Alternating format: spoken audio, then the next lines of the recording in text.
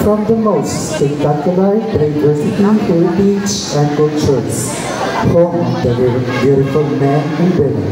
Celebrating of Agutayan sa Katubigan Festival, Balay Lungsod sa Hasaan. This is Raisa Kailin Dibaras, 23. Nag-iwan ng katagang. Matun pa sa katiguangan, ilang sami daw sa cross ang mga bago. Mahurot ang iyong dansa, di Japon mahurot ang mga bago. Wow, wow, wow, wow! Nanasay mga bayo! What's our dark magic sarap? Sin nga mo kaunong sin, mukit og asin, paglabaw sa kanan, mukaunog dakong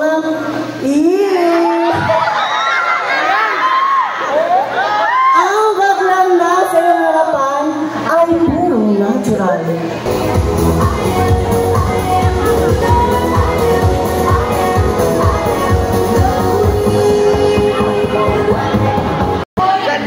Ako'y isang sirena, kahit anong sabihin nila, ako ay uhubog ng ganda. Ako'y isang sirena, kahit anong gawin nila, bandera ko'y hindi tutumba. Tonight we are celebrating our farm. Proud and dignified to represent Camiguin Island. Queen Sophia Arnold, Another year of celebrating beauty and diversity. Welcome to Mobile Legends. This is Said Falconer, 22, a graduate of Bachelor of Physical Education, representing from the first class municipality in the province of Misamis Oriental, Municipality of Taguluan. Nanaiwan ang isang kasabihan, kung ang pamilyang daghang anak, nagpuyo ang amahan ng manyak, umaayong gabi.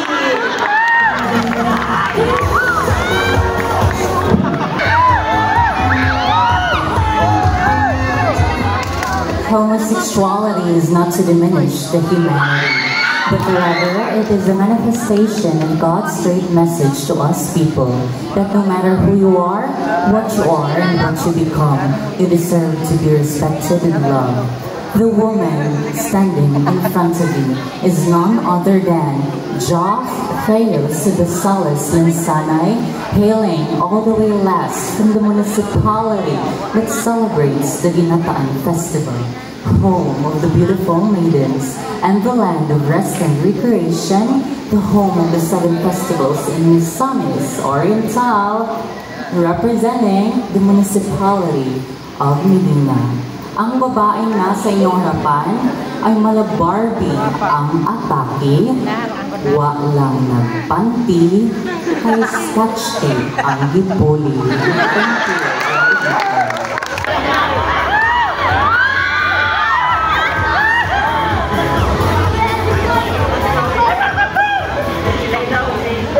I care! You know what they say about the color of my skin. I love the brilliance, light in my soul, wonder. Because things turn out to be the best for people who make the best out of the way things turn out. For hope is better than fear. Optimism will always be better than despair.